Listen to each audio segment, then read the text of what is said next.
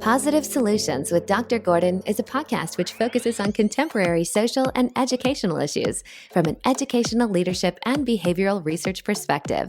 We will delve into those issues that are important to you as we listen to understand the needs of others and positively respond to address those needs, concerns, and/or fears. Professionals in their respective fields of expertise, in addition to friends of the podcast, will share their unique perspectives of positive solutions to what matters to you most. Join us every Sunday afternoon at 5 p.m. Eastern, 4 p.m. Central Time, as we share positive solutions to those issues that are important to you.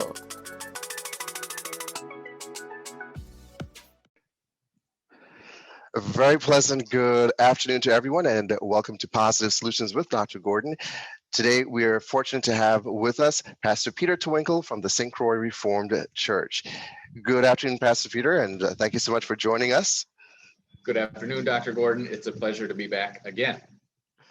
Exactly, and we're always glad to have these conversations because we gain so much information that we can put into our toolkit of other resources to go about enhancing that social and emotional well-being of individuals across the lifespan.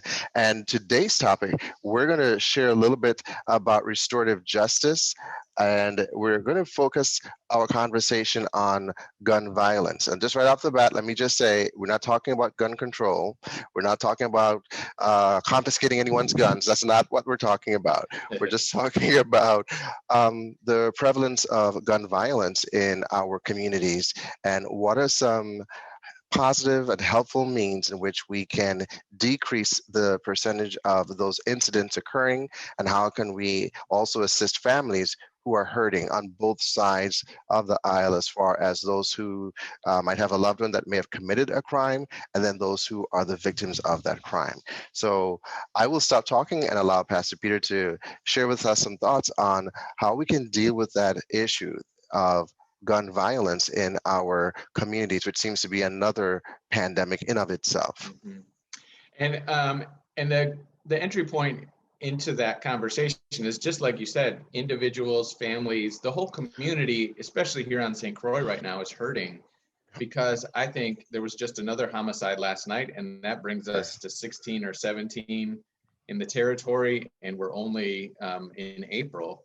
So this is a really trying and traumatic year for us so far, and people are hurting. Right. And one of the first questions that restorative justice asks, we may have covered this in a previous episode, is what harm has been done?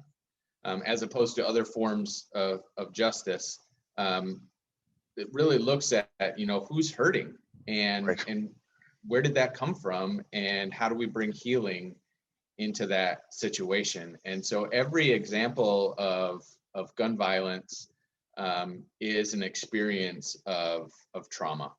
And I think that's where restorative justice is especially relevant to what we're experiencing here in the territory right now, that if we just treat gun violence as a crime that someone has committed and that person needs to be punished, we miss the victim's experience, we miss the community's experience, and sort of the breadth of what it will take to bring healing to everybody. And trauma, so recognizing trauma and how that unfolds is a really important piece of this.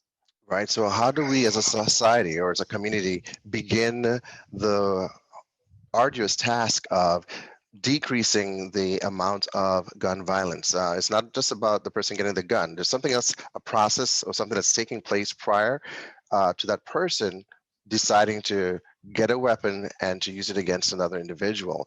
Is there something going on in that person's life that's causing them to do this, you think? Or is it like a reaction? Where do we begin? Yeah.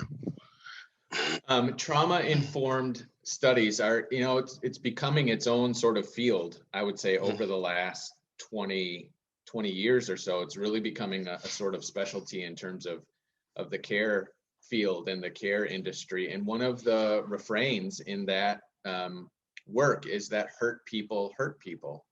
That when I get hurt out of that experience of rejection or pain or frustration, I'm liable to hurt somebody. Rather than dealing with my own pain, it becomes easier to lash out people and hurt someone.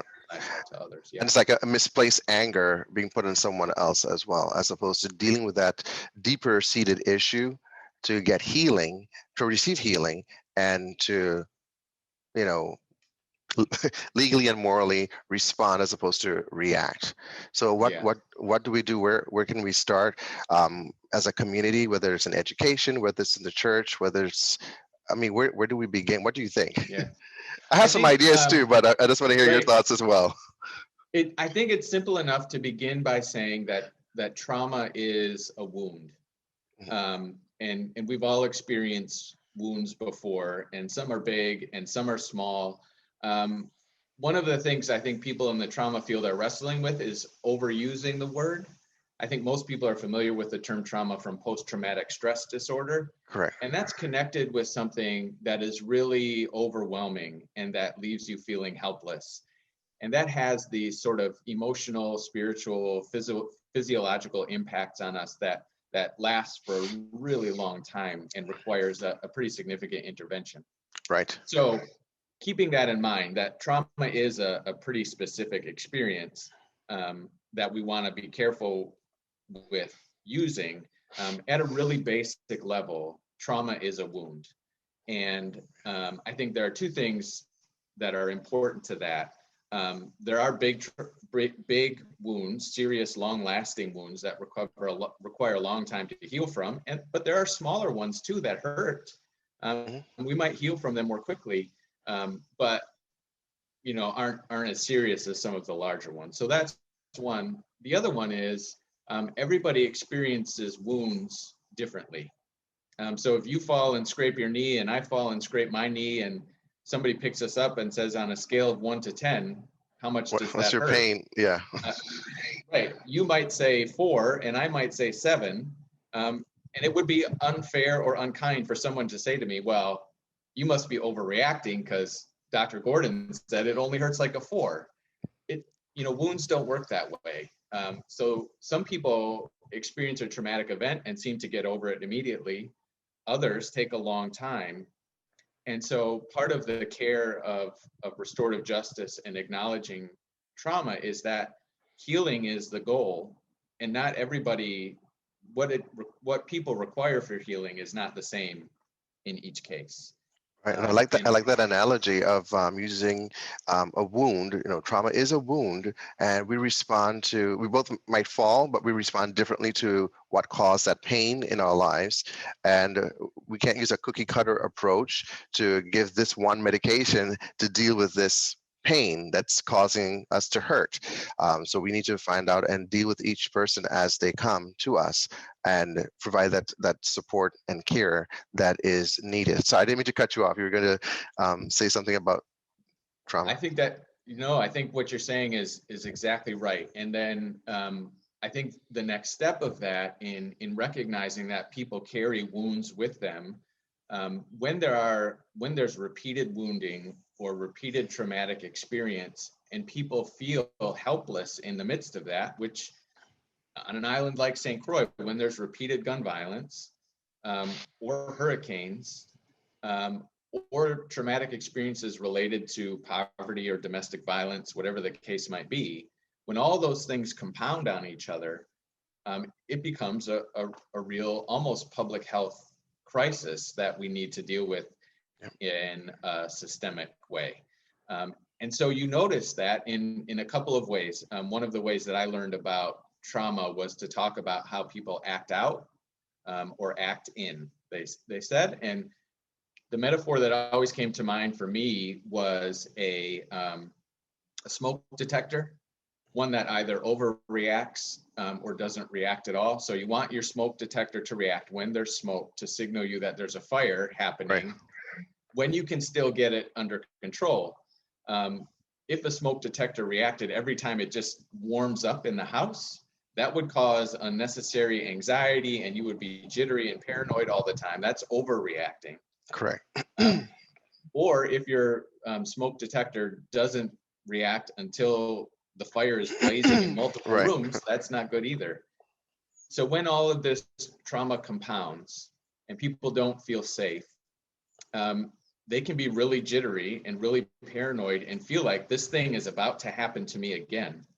And I need to be super vigilant. I need to be hyper aware, and I'll be ready to lash out at a moment's notice if I think I'm under threat again. So you see that when people, if people have quick tempers, if they're quick to shut people out, whatever the case might be, that's the overreactive experience. But when people have been harmed and they're afraid, they might lash out pretty quickly. And again, I think that it's important not to blame them, but then to wonder, what hurt are you carrying that leads you to lash out so quickly?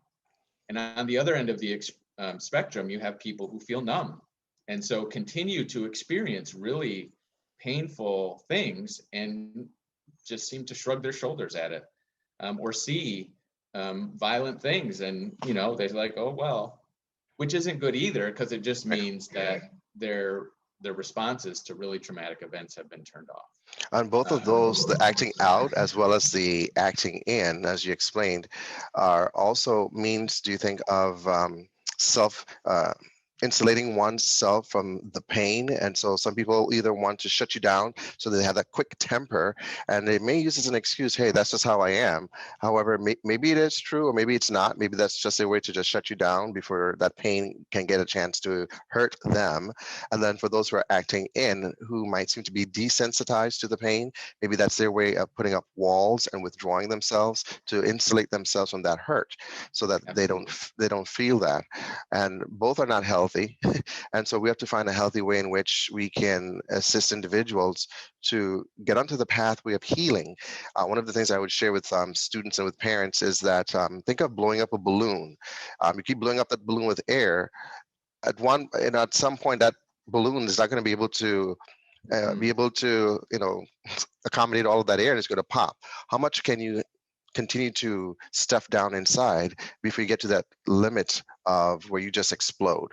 And we don't want that to happen. And so we need to talk things out, talk things through, and in a safe environment of respect and trust, so that we can get to the deeper seated rooted issues and find healing so that we can move forward. So that's what, some of the things that we do in education. And when I do counsel parents and also students, that's what is shared. And I'm guessing the same is true also as a pastor. As you talk to individuals, that is what you do as well. And is that something that we should continue to do? Well, it's a rhetorical question, of course. We need to just keep on doing that. But how do we decrease, though, the number of violence acts that take place, and getting to that point where people are hurting and then talking? So we have to get to people to see if they would be willing to want to open up to talk in order to provide them with the support that they need.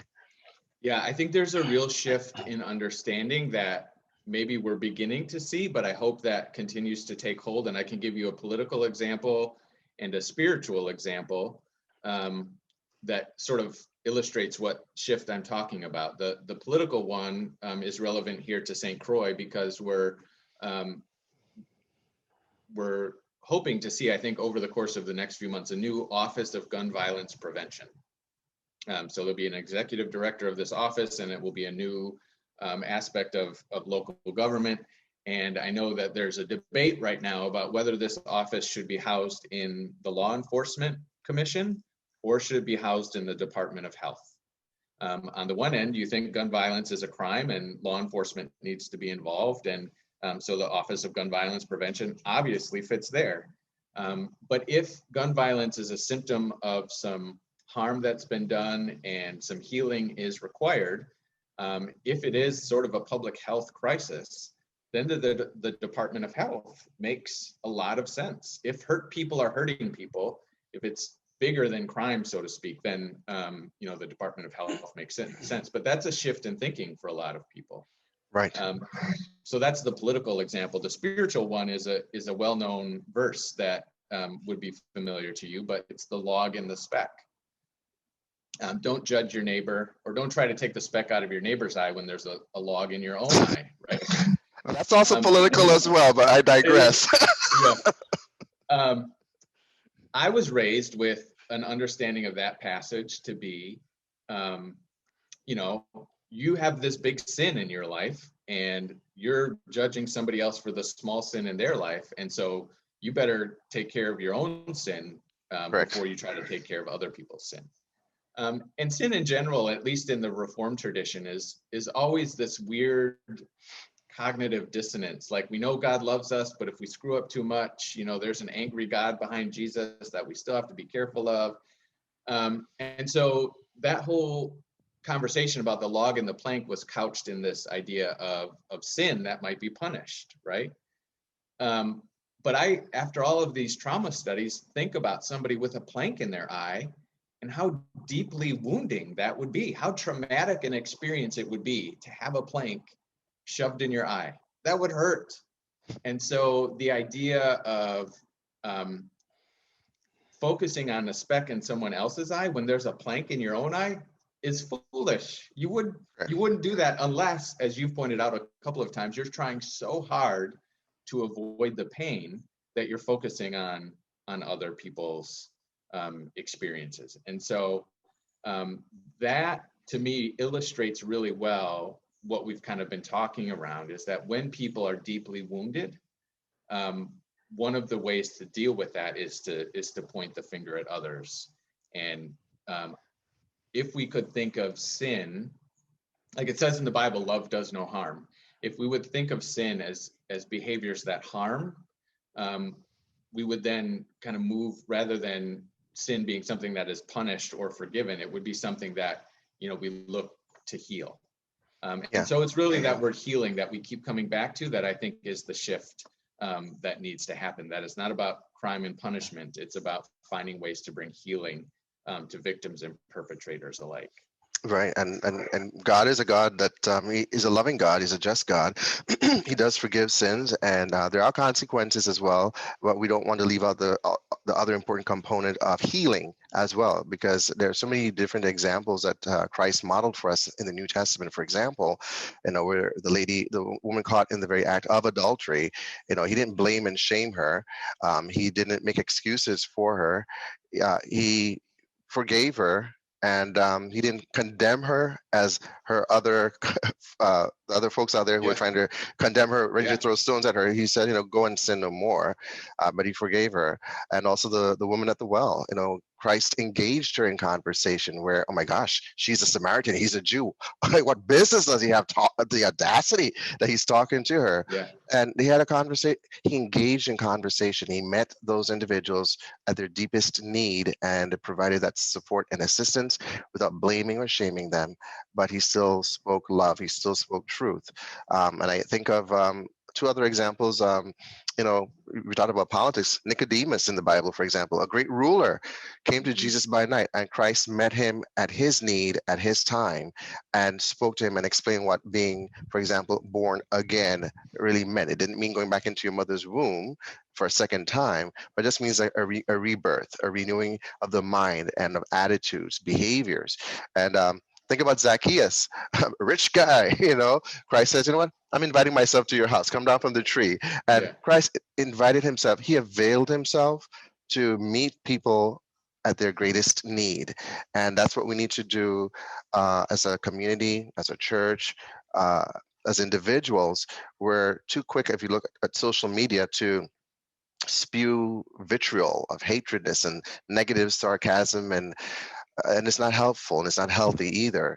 And this is back and forth, but we need to meet individuals at their greatest need and to provide that support and assistance and healing. And going back to gun violence, a lot of folks are hurting, and instead of dealing with that issue, maybe some people don't know how to deal with it. What are we doing to offer an invitation to say, I hear you, come and let's talk? Yeah. Yeah. We walk, and we have been, and we will with this issue, continue to walk a fine line between a reason why gun violence happens and an excuse. And we don't want to make excuses for people. Right. What we're trying to talk about are reasons that these things might happen. Right. And so when you look around the world, gun violence in general, tends to be perpetrated by young men between a certain age and in a certain social class. Mm-hmm. And so if our response to gun violence is simply to punish, we're totally missing the needs that you just kind of highlighted in the examples that you gave. And again, that's not to excuse the behavior, but if we want to stop it from happening, at some point we're going to have to take seriously that there's a pretty strong correlation between poverty, age, and gender and gun violence throughout the world, not just here on St. Croix. So if we're not willing to meet people's needs, we're not going to see a decline in gun violence. And that's part of the shift that I was talking about a moment ago, that was highlighted also in a document that I'll share with you, and you can, I think it's available online, but it's trauma-informed pedagogies. So that's a word that's familiar to you in the education field.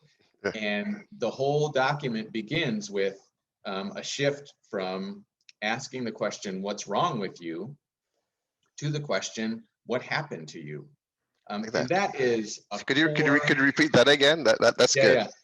So rather than asking the question, I mean, I'm just picturing my wife, she's a teacher too, in the classroom, and a kid throwing a pencil across the room, right? And the temptation is like, what's wrong with you? What are you exactly doing? Yeah. What is your problem? What were you thinking? Right. It's just such a natural reaction that, you know, gets imposed out on society in general. What's wrong with these people? But the trauma-informed approach tells us or encourages us to ask, what's happened to you? And here's just a recent example. There's an organization out west in Frederiksted called Clean Sweep Frederiksted, and they work on public art displays. And I've seen it. They're doing a great job. Wonderful job. Yeah. The director just posted a picture of one of the trash cans that I think she said an 8-year-old girl had painted. Awesome. Beautiful. And unfortunately, the picture was of this trash can smashed to the ground, just flattened. And so that's really sad. And you want to whoever did it, you know, you want to say, what's wrong with you? But Virginia's post was saying, my first reaction is, you know, who hurt this person? Who hurt the person who felt the need to flatten this trash can? That's a trauma-informed response. Not excusing what happened, but trying to look deeper for the reason for why these things are happening. Right, and also in education, you know, students come, you know, to the office for a disciplinary infraction, and then sitting down and talking with them, some of them already have the walls up and they've withdrawn because they're so sure in their mind. As a matter of fact, they actually say to me, you know, you're going to take the teacher's side, so it doesn't make any sense for me to try and explain what I did in the classroom because you're going to believe because adults are always right, and so the student then shuts down. And I would say, you know, well, you haven't even given me a chance. Have you ever been to the office before and I had to deal with you on a particular issue? No. Okay, so give me a chance. I heard Mr. So-and-so or Miss So-and-so's side of what transpired in the class, but I'm really interested in hearing from you, from your perspective, what happened. And sometimes I have to walk them back to, okay, this happened in second period class. What happened in first period? How did today go first when you came to school? And I walk them through.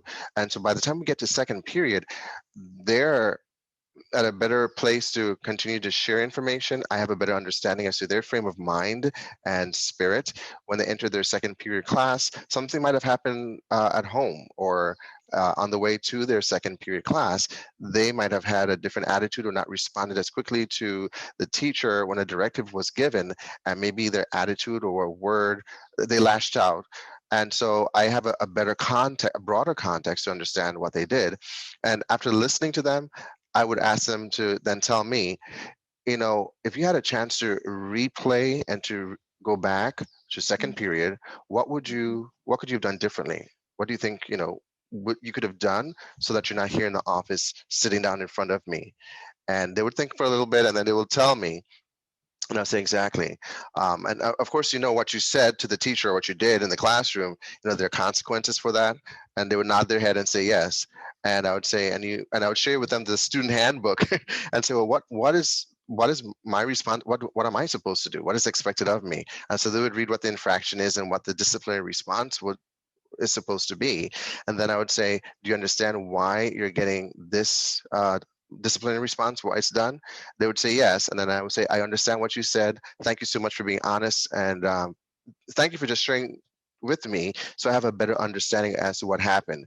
And if they're calmed down and they're not, still having an attitude, there's still a consequence there. It may not be as severe as it could have been. There's still a consequence, but I'm able to deal with the root cause and then to provide that support that they need. And I would say, let's talk to your counselor, or let's, talk to your mom, whatever the situation is. But it's for us to take the time to listen, to respond, as opposed to listening to react and just play the blame game and say you're wrong and just shut down people.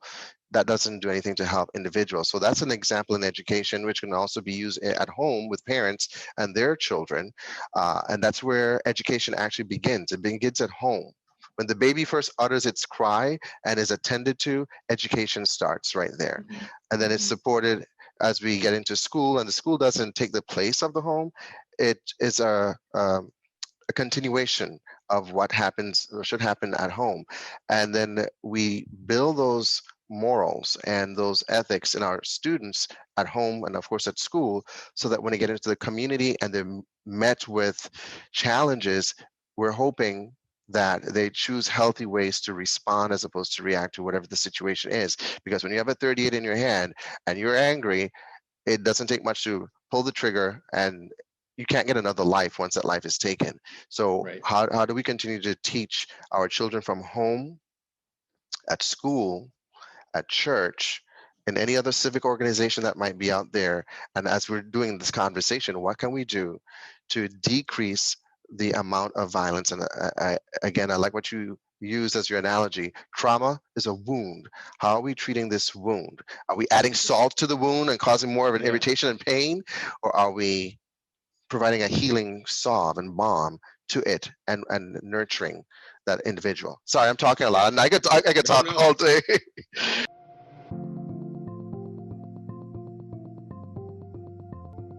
You're listening to the podcast Positive Solutions with Dr. Gordon, which is uploaded weekly on Sunday afternoons at 5 p.m. Eastern, 4 p.m. Central on your favorite podcast directory.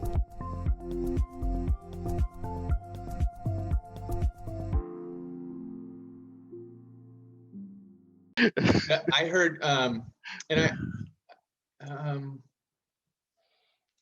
so the first thing to just kind of add to your point is, I mentioned just a moment ago, my wife is a teacher, and if she was here, I think she, like any number of other teachers, would say, like, when a kid is really acting out in a classroom, and you eventually have to have that meeting with the administration, and you bring the parents in, and so many times you find out, we're getting a divorce, or we just moved away from their friends, or his grandparents just died. Some traumatic event happened. The child hasn't really had a space or an opportunity to process it, but brings that wound and that hurt into the classroom. And one of the things the trauma fields have shown is that when you're wounded, when you are in that state of feeling overwhelmed or helpless, there's a different part of your brain that is fired up. And it's not the frontal part, which is the kind of reasoned, rational thinking part. And so we've talked about this before. If kids are coming into the classroom wounded, they're not going to remember what you teach them as well as if they felt safe and in control of their life. They're not going to be able to learn or repeat what they've been told as readily as if they felt safe and in control over their life. So one of the most important things, I think, in bringing healing to a community or to an individual is to what a lot of people call restore agency, or restore a sense of ability, a sense of control, and a sense of safety for people. That's the biggest thing. And so we tried to have, not too long ago, recognizing this, that there's the immediate trauma of losing a loved one, but there's the vicarious trauma that I can imagine any number of young men on the island are feeling, wondering, am I next? Is somebody going to pull a trigger, and am I going to be shot? One of the last ones we had, there was an 11-year-old girl. She survived, thankfully, But her 3-year-old brother doesn't want to leave the house because he doesn't know if it's safe to go out there. That's trauma at work in his life. And so the goal for whatever therapist he's working with, the goal for his parents and his teacher is, how do you restore a sense of agency and safety and control for that 3-year-old child and the 11-year-old too, but also for the other children in the housing community. Right. How do you let them know that they have some control over their environment, so that they can feel safe again and work through the trauma responses that they'll continue to have. And that's what we tried to do just last Sunday, was to start having that conversation, was to invite young men into a circle, a restorative circle with adults, and ask some of the questions that we've already talked about, and that you were mentioning in your story as well. What happened? What do you think about when you hear that somebody's been shot? What impact does this have on you? What's hardest about this for you? And what do you think we need to do to make things right? And that's just, I think, especially for men, that's a conversation we don't take the time to have with one another anymore. Right. It's not just cognitive, but it moves from the cognitive into the emotional. And then that last question is crucial because it's about restoring agency. Okay, what can we do? We can do something. What can we do to sort of make things right again? To bring people out of that trauma response into a sense of agency again. Right. So that's we use restorative circle process for coming to the table, which is a conversation about race and racism. And there's been plenty of work to show how experiences of racism are traumatic for people. Correct. And can lead, and it can be vicarious. So when a person is shot by a police officer, that feeling of being overwhelmed or helpless, even if it wasn't you who was directly impacted, is real. Right. Of course. And so how do you restore people's sense of agency in the midst of that? And that restorative circle process and some of those questions in the midst of a supportive community are essential to making that healing happen. Right. And part of that healing process is to listen and not to make excuses or to shut people down, because then people who are hurting feel as if they don't have a voice and that their feelings don't matter. Think of the analogy of a husband and wife, or boyfriend and girlfriend. The wife or the girlfriend says, I feel, fill in the blank with whatever she's feeling. I feel unloved, or I feel like you don't pay attention to me, or I feel ignored, or I'm hurt because, you don't pay attention to me. And he says, well, you're overreacting, or he puts it back on her. I mean, that doesn't help to build a healthy relationship. Then she doesn't feel like she's being heard, and she feels put down, or vice versa. If the guy says, well, I don't feel like you're paying attention to me, or that you don't love me, and the wife or the girlfriend says, well, get over yourself. you're not listening, and you're saying that what they're feeling doesn't matter. And so that's an analogy that can be used also when it comes to gun violence, or you mentioned about if law enforcement was the one that was guilty of taking someone's life. It sounds like you're not, like a person isn't listening if they were to say, well, he shouldn't have run, or he shouldn't have resisted arrest. Okay, those are true as well. However, in addition to that, we need to talk about how do we train law enforcement to deal with situations in a way that is not as fatal as an end result, and that's a little bit more. Right, that just helps to preserve life still. And so that's a conversation. So when leadership and when individuals like on social media says, well, this shouldn't have done X, Y, Z, you're not listening to those who are hurting, saying, oh, but they took such and such a person's life, and they didn't even have a weapon on them. So, and another analogy that I'm worried for my own. I'm worried for my own life. I'm worried for my kid's life. Am I going to be next? Exactly. Yeah. I mean, I just returned from Fort Lauderdale. I was there last week and had some business to take care of. And whenever I travel to the States, if I'm, would rent a vehicle and, but when I do, I'm cognizant, I'm mindful of, I take out my driver's license out of my wallet, and I like to drive a truck, right? So I feel safer. I like to be up high. It's big. So I would put the driver's license on, like, close to the dashboard. There's like a spot there that you could do so. And I actually do go through the practice of, if I get stopped or pulled over, I shouldn't, and I don't do things that would cause me to. But how do I get my driver's license, take it over, and show it, to law enforcement if I were to be pulled over if I'm driving in the States? And how do I, with my hands like this, still on the steering wheel, use my elbow to roll the window down? And I'm thinking, you're calculating this in your mind. Okay, do I have enough time to reach down to roll the window down and unlock the door, but have your hands where you can, because you don't want to do a motion where you're going to reach for your wallet to get your driver's license out. For some people in certain communities, that is not a wise thing to do. And that's a conversation that we need to have, because it's real, as opposed to, oh, you're just spouting a particular worldview from a particular. No, it's not. It's a survival view. And so let's not shut people down. Let's engage in conversations. Now, of course, in St. Croix, U.S. Virgin Islands, I jump in the truck, not an issue. I'm not even thinking about pulling up my driver's license. That's not an issue. But in the States, when I drive, it is a concern, because I want to live. And so that's just a reality that we need to talk about, not to demonize anyone, but it's just a conversation of, that's also a part of trauma, and how we deal with contemporary social issues that impact communities differently. Back to your illustration of, if we were both running and we fell down and scraped our knee, my level of pain might be a 4, yours is a 7. Again, same incident, but we respond differently, or have responses given to us differently to meet us where we are. So when we talk about trauma, how does that impact us as a society, generally speaking? And also, how does it impact us by communities? Because it impacts communities differently. When there's gun violence in the housing community, what is the honest feeling that we have? Oh, that happened there, I'm safe because I don't live there. That's not my zip code. So I feel safe and I'm fine. That's those people.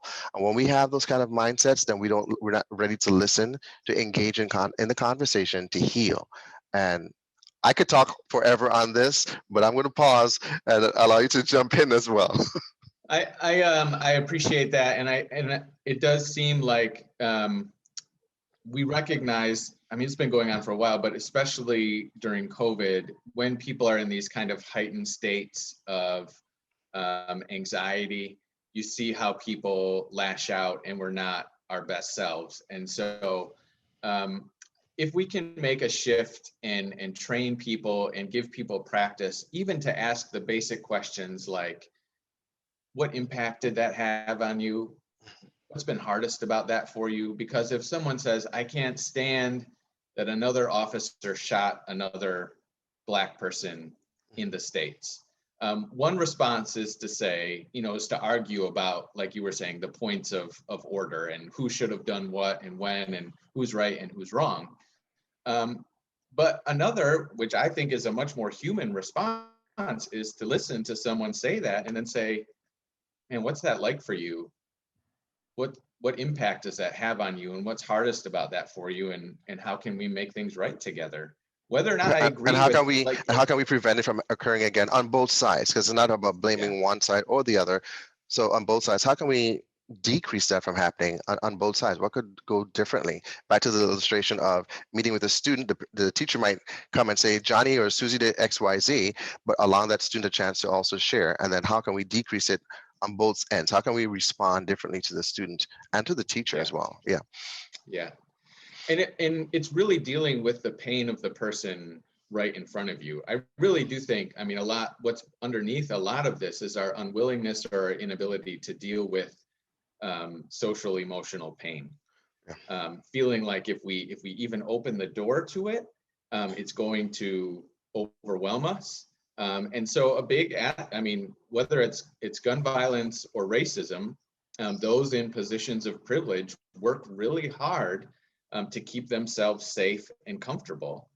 And I think an unfortunate, which is fine. I mean, I want people to be safe and comfortable, but unfortunate result of that, an unintended consequence of that seeking of safety and comfort, is an unwillingness or an inability to hear other people's pain. Right. I can't even engage it. I don't want to know what's there. I'm going to shield it from my view. And that Yeah, just I'm going to further insulate inhumanity. myself Yeah, and distance myself, and that doesn't help the situation. It's like that's their problem. That's not my problem issue, yeah, and we're not going to get anywhere doing that. So yeah, to your point, I agree with you. We all want to be safe. We all want to live in areas that provides us with that protection and where we have that security in place.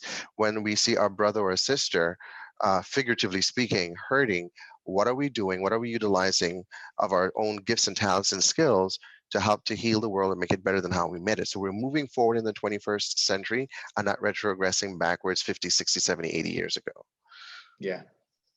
If we could, I think the point I would like to conclude on is the hopeful point that the other thing that the trauma field will assert strongly is that, on the one hand, trauma has a deep physiological impact on our brains and on our bodies. So much so that it will limit people's ability to respond and react in normal everyday situations. So the blame game, whether it's about poverty or crime, whatever the case might be, falls apart because when you put people in perpetually stressful or traumatic situations and there's no space for healing or recovery, they're not able to do the things that people who are safe and comfortable are rationally able to think about as options. So Right. blaming and pointing the finger just doesn't work because trauma field tells us there are deep physiological impacts that stress and trauma have on us on a regular basis. But the other part that the trauma field will assert just as strongly is that human beings are resilient, so that we can bounce back.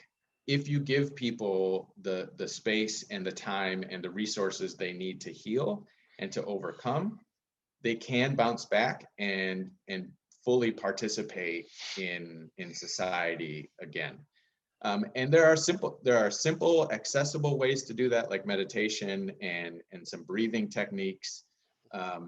Journaling is a really significant way to deal with traumatic experiences sometimes. But I think we've talked about before that having a sense of community, a group of people that you feel like you belong to and have your back, is really important as well. Yeah, support network in place of individuals that you trust also helps. And those breathing techniques and the journaling have been discussed with other guests as well, from Island Therapy as well as the life coach. And of course, you sharing that are all helpful means.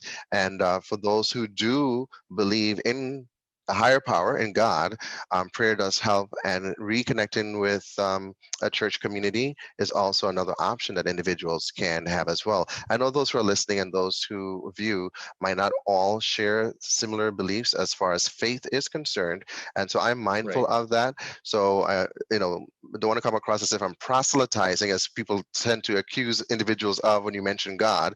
However, spirituality is also a part of a person's whole makeup and construct. We talk about the mental, the emotional, the social, the physical, but there's also the spiritual aspect or component of who we are as individuals who have been created. And so we don't want to neglect that as well. That is also an open invitation to individuals watching or listening to know that there is also hope, and that hope can be found in a bigger and higher power than all of us and than any situation out there. And that hope is the creator of the universe, and that's God. So there's also that component as well. I would want every listener to this to know that if you've been through a traumatic experience, or if you've been through a chronically stressful season of life and you're struggling to get up out of bed in the morning, you're making choices that you're not proud of, you're letting things slip that you feel responsible for, there is not something deficient about you.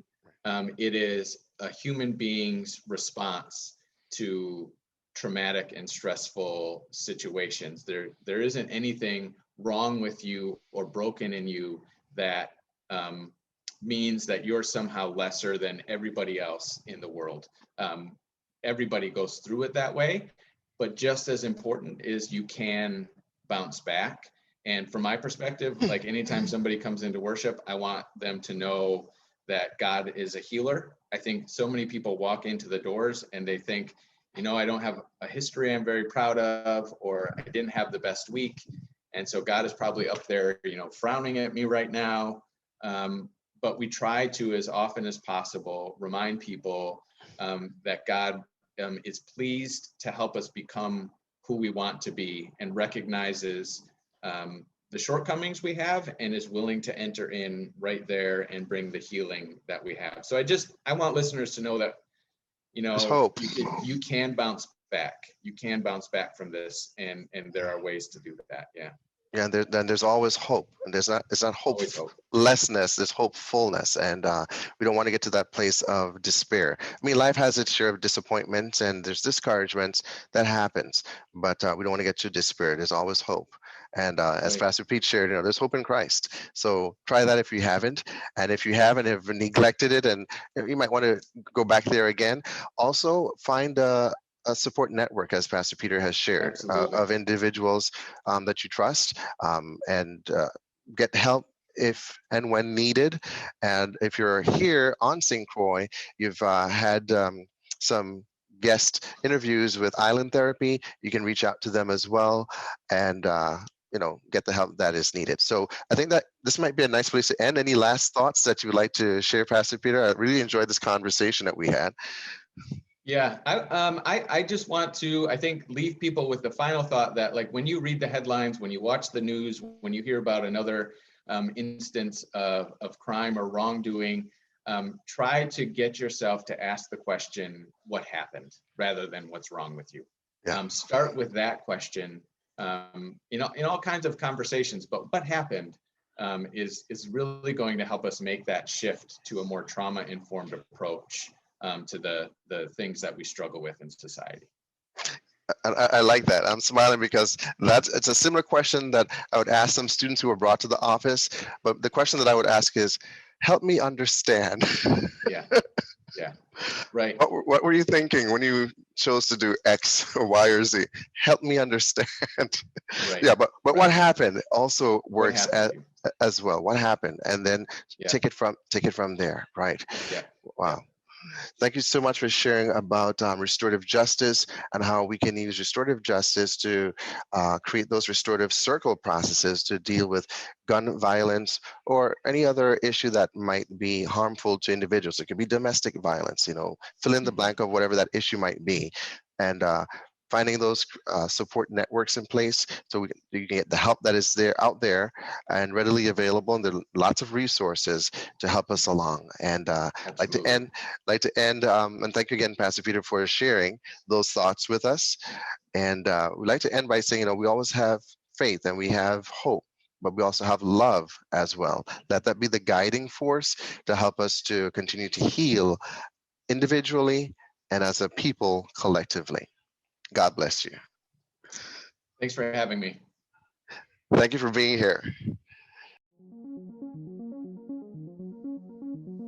Thank you for joining Positive Solutions with Dr. Gordon as we learned about different perspectives of contemporary social and educational issues. We hope to educate and encourage as we analyze those topics that are important to you. Please continue to join us every Sunday afternoon at 5 p.m. Eastern, 4 p.m. Central, as new episodes are uploaded on your favorite podcast directory. Remember, become that positive difference that creates a positive outcome in the lives of others, as well as in your own life. See you next Sunday afternoon on Positive Solutions with Dr. Gordon.